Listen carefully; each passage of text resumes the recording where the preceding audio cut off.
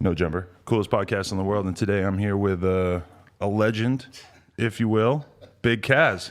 My man. We've been working on making this podcast happen for a moment, and we're finally in here. So what, you're recording because you want to make sure that if I take anything out of context that you could hold me liable? Nah, man, I feel like I'm with a celebrity, and I don't hang out with too many cats. So Me? folks You don't hang out with too many people? I don't hang out with them. I'm ride motorcycles, that's it. Really? Yeah, man, that's it. But you must hang out with a lot of fucking cats doing that, right? Well, I'm in a club, so yeah. Yeah, a lot of the baddest motherfuckers in the world are motorcycle guys. You know, we're good Catholic boys. That's what we tell law enforcement. Right. Yeah, man, because I grew up like right outside Boston, and there was always different wars going on between different motorcycle crews that I was, sort of hearing about through the grapevine. So Right. Yeah, it's my birth mother who had a favor for the darker side, white woman that. Right. She, my first experience was meeting the Chosen Few, which is the oldest generation, just celebrated 60 years. And I put that documentary out, Life of a One Percenter, just growing up in it. And I don't know how to be anything else but a one percenter. Because to a lot of people, it's like unheard of, the idea that you could be a Crip and that you could be this motorcycle dude, and that those worlds rarely overlap, or at least from my perspective. Is that accurate? I'm glad that you just said that, because I don't really I get like 2% hatred. But the tough guy fingers, Right. which I'm sure you experience also. Oh, yeah. I never, and nothing in any mannerisms, just my verbiage. I have nothing against homosexuality, but I think you have to be almost partially gay to troll another man to say the things that they say. Right. Like, how can you go from being a Crip to a motorcycle dude? And where do you think most of us came from? Right. But one, why are you paying that much? Your dick ain't gonna get no bigger. Your girlfriend ain't gonna like you no more. You can't put me on your taxes because you done took time on the internet. But yeah, a lot of street cats. And then it's just everyday, 24/7 working class. Me, I'm an outlaw. I don't abide, I'm not religious. I don't abide by anybody's rules. I wake up. Who am I here with? By myself. But let somebody tell it, and I just found out the other day, I didn't know that I wasn't allowed to say nigga. My real name is Guillermo Elan. When I got to Folsom Penitentiary, I'm from Rolling 60s, so we know what color I went with. Right. So, I don't live by anybody's rules of how they feel they should dictate me. Right. Well, I mean, like, for someone like you who's kind of like an old school dude, it is weird to think that like something totally normal. Like, I'm sure you grew up saying the N-word and it was no big deal, but then all of a sudden in this new social media age, it's like everybody's being judged and nobody gives a fuck about the work you put in or your history or where you're coming from, right? If I sat and thought at 12 years old when Petey Wack came down 3rd Avenue on a beach cruiser and said, we putting homies on the hood, on the turf, and I got thundered right in my front yard, I felt I was part of the in crowd. So whatever they saying, I'm saying. Whatever they doing, I'm doing. They with the bullshit, I'm with the bullshit. But now, the Kardashians are famous. Anything is plausible. And everything that happens on the internet is potentially something that's going to be sent out to millions of people. Yeah, and look, everybody knows about my run-in, but it's like I'm watching people. There's a new song that I have called Kick Up the Dust. And in the song, I say Instagram thoughts. I didn't know what thought meant. I just said Instagram thoughts become famous. Kardashian. Literally 2%. But it was like, yo, why he dissing them? Why the fuck are you bigging them up? Who cares? Like, they're famous for absolutely nothing, but on some pimp shit, go get your money, girls. Yeah, good for you. But at the same time, it's like, what? That's what's so crazy about this world that we live in, is that anybody who has an opinion about anything is potential fodder for being all over the blogs and the news. It's like anyone. Like, literally, if you were to sit here right now and if you were to say, man, I don't like Travis Scott's music. Right. It doesn't matter that he's ridiculously successful and that he doesn't give a fuck about what you think and everything. It's like that alone would be a fucking big story. Oh. Weird. Like, you're not allowed to have an opinion now. I've owned the Tupac masters now since 2007. I wasn't tripping on the internet in 2007. Right. But I'm the one that sat across at my ranch in Arizona for Molly Majane, who's the estate attorney. I'm the one that know who my checks were cut by. But because I said I didn't like Tupac, and I don't mean no, I don't give a fuck how anybody, am I allowed to curse?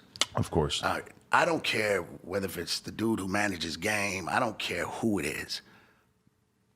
When I said it as an ignorant ass gangbanger from Rolling 60 Crip. And I didn't have to like him. You know, I always say, the day you go to the swap meet and Mrs. Kim sells you black hair care products, you kind of lost. So the fact that Pac was from Buffalo, New York, and was here throwing up the dub, I was just that kid that went, nah. That got me not backlash to the way, but I wasn't allowed to have an opinion. And then when Nipsey passed, who I've known since he was 12 years old. Right on the hand.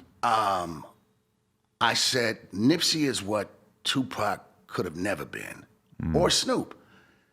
And I don't have a relationship with Snoop. We know of each other, but we did one song together. But I'm proud of what Snoop has done. But when I said that, I was like, yo, keep Pac out your mouth. Or else what? Right. Or else what? Well, it's weird. I saw my boy O3 Greedo go through the same thing where he said, I don't give a fuck about Pac. I got a metal leg. You know, he's from a more verified gang background than Tupac was, and it's like people are very invested in keeping this myth about Tupac alive, right? And again, if you were a fan, then keep his history alive, but keep him out your name or what? I'm saying it about my little homeboy who's dead. Why the fuck am I going to big up Pac when I lost one of mine? So then it was like, why bring his name up? Because Nipsey actually, he didn't complain.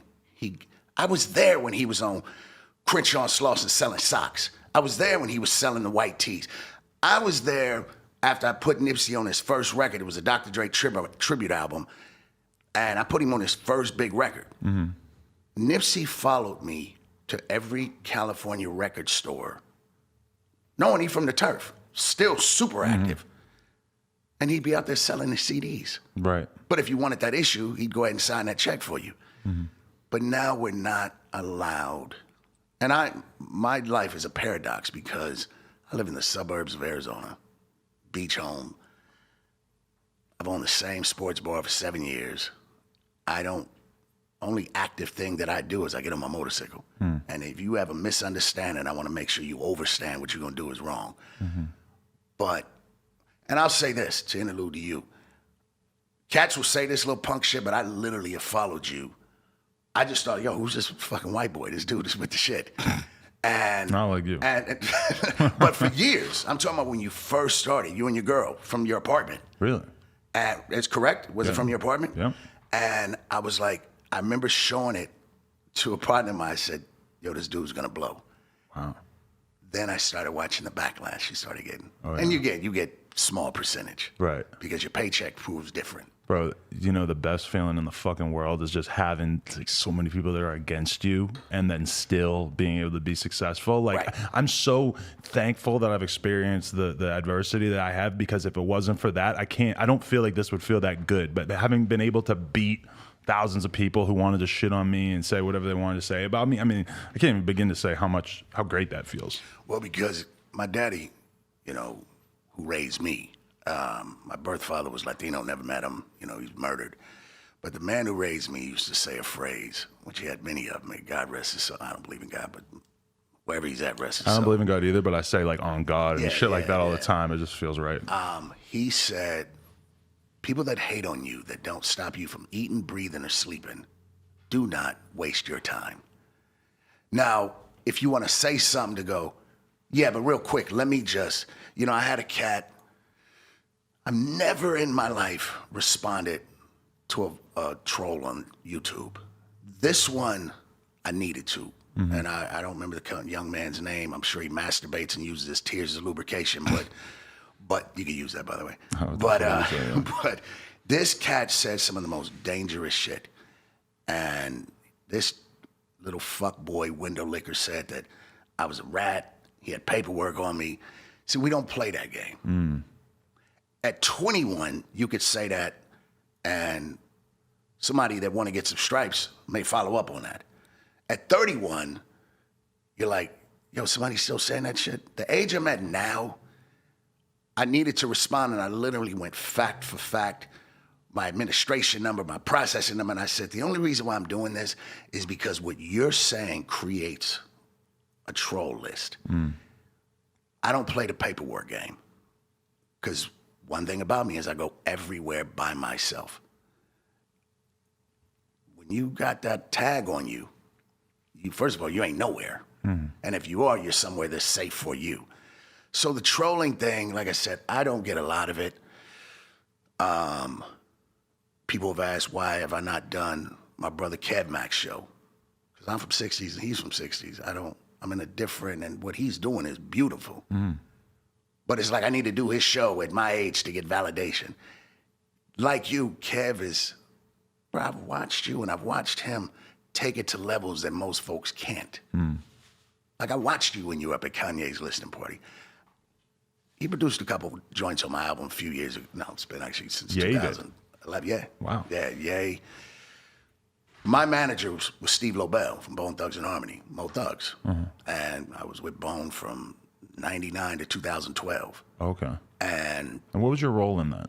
I rapped. I was original, second generation Mo Thugs. But I just, Busy took a liking to me. Everybody, not Busy, fuck Busy. Lazy took a liking to me. Everybody knows a story between me and Busy and something that happened, and a chain went missing, and that story's gotten old. I've beaten that elephant to death. But Lazy showed up on 10th Ave on Dime Block to come get Busy's chain back. And when I got out of prison, this is who picked me up from prison. And, you know, I can send this to you, you can show it later, whatever you may be, but I'm still in my jumpsuit. Wow, Ice-T came and picked you up? And that's Lazy on the other side. Wow, that's and crazy. You notice I'm still in my jumpsuit. Damn, you look pretty good as a young man. Thank you, brother, thank you.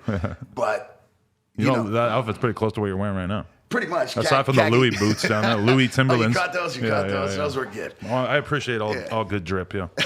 But through, those years I was with them, you know, Steve founded me. There's three people I got to thank in this music. And that was Steve Lobel, who was like, yo, you heard about this Crip dude, blah, blah, blah. We had a run in. Lazy Bone and Ice-T. But Steve was in the studio with Kanye. Kanye heard me on DeMizza joint, Damian Young. I don't know if he Power 106, Powerhouse. Now he's doing something else. And he'd be like, yo, who is that? And long story short, he produced 2 joints for me. But I was done at that time. I just had a single with Akon called Street Life, shot the video. I wouldn't even leave Arizona to go shoot my part. Why? You're married to Arizona now? Yeah, man. What is that? How do you end up leaving LA and deciding to live this sort of more quiet life out there? I have always been an introvert. You know, if you go by the actions of what somebody's doing right at this moment, you would think, oh, that's what he does. But what does he do the other 23 hours of the day? I'm cool being by myself. Ice-T lives in Arizona when he's not filming. And I bullshit you not, this is really my story. We got snowed out in Flagstaff, and he said, look, instead of going back to the next town, which is Tucson, just come by the house. Well, I toured Arizona for 10 years. And I stopped at his house, and when I looked at the house, and I was like, well, it's 112 outside, but this air conditioning feels amazing. And then he took me to a Walmart. You live in Los Angeles. When's the last time you went to a Walmart? Never, but I remember when I first moved here, I just put in Walmart into my phone. I was living downtown, and I ended up at some mall Walmart in like Compton or some shit that was Didn't you want to slit your fucking wrist, the crowds? Not the same Walmart experience, for sure. Yeah. To me, when I walked in, and it was like, yo, white people work here. I was walking up to white people like, yo, you work here? Like, you pay your mortgage with this? And I fell in love with Arizona, man. And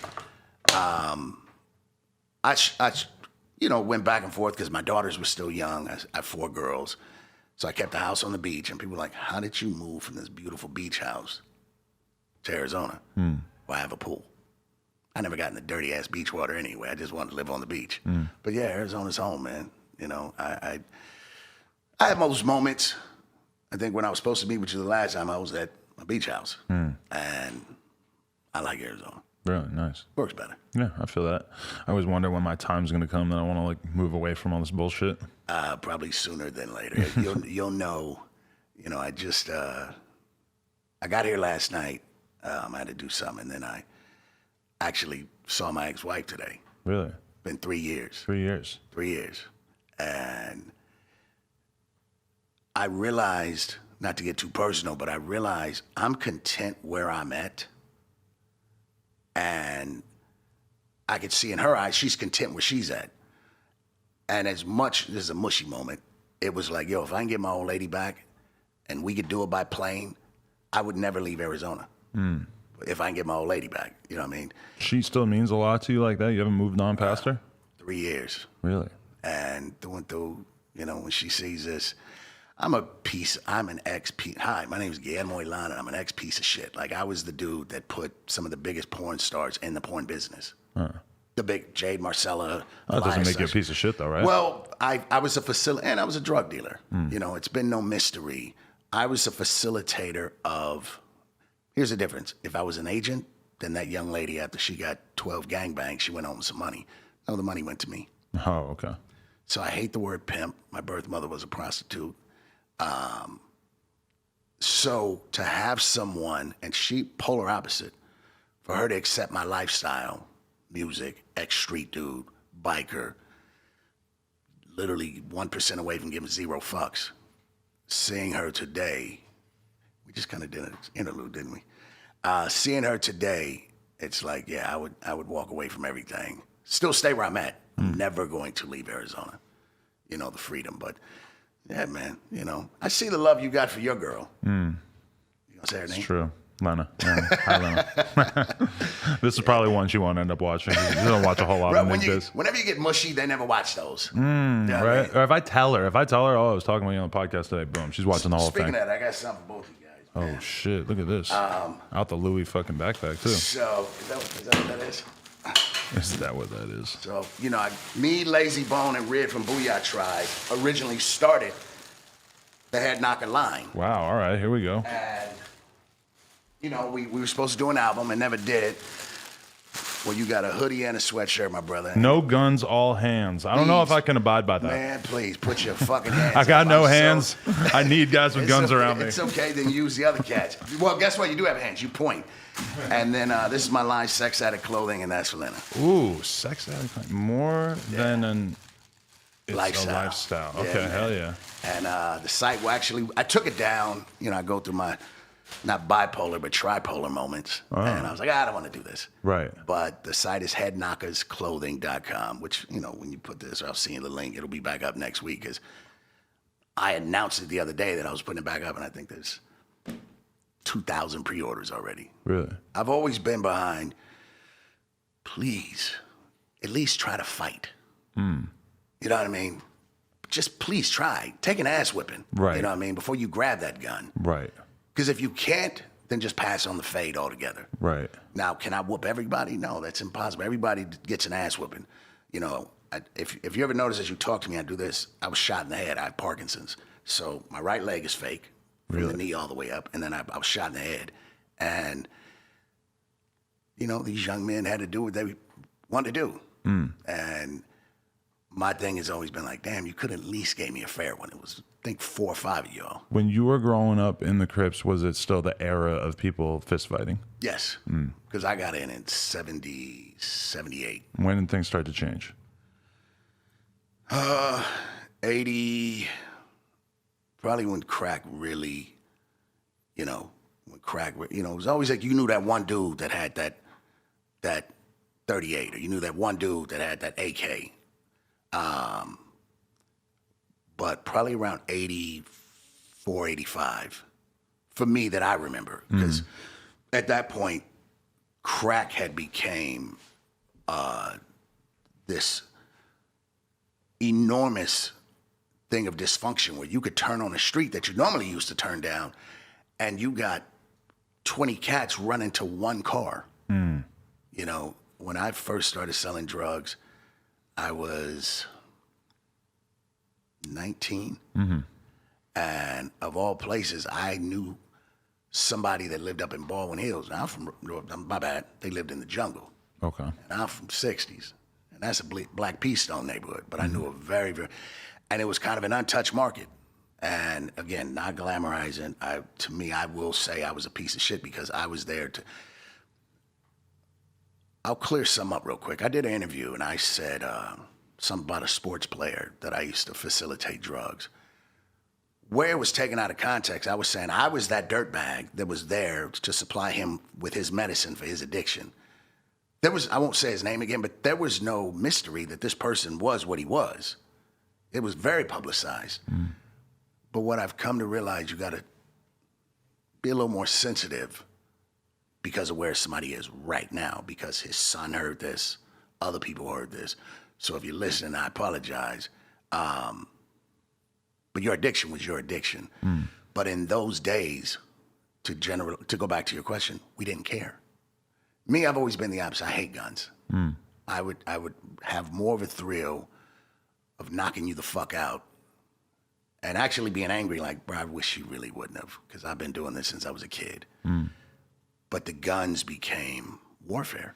And it makes sense because it's like if you're beefing with somebody over a girl or over some stupid shit, somebody said something about somebody, then a fist fight makes sense. All of a sudden when you're beefing over tens of thousands or hundreds of thousands or millions of dollars, then shooting somebody makes a lot of sense. And that the crack thing sort of changed it, where all of a sudden this was a big business for a lot of people. My first night of selling drugs, selling crack, was like on a Wednesday night. And I remember making $1,900 in few hours. Right, which is might as well be $1 million to you at that point. 19. Right? You know, $1,900 in one night.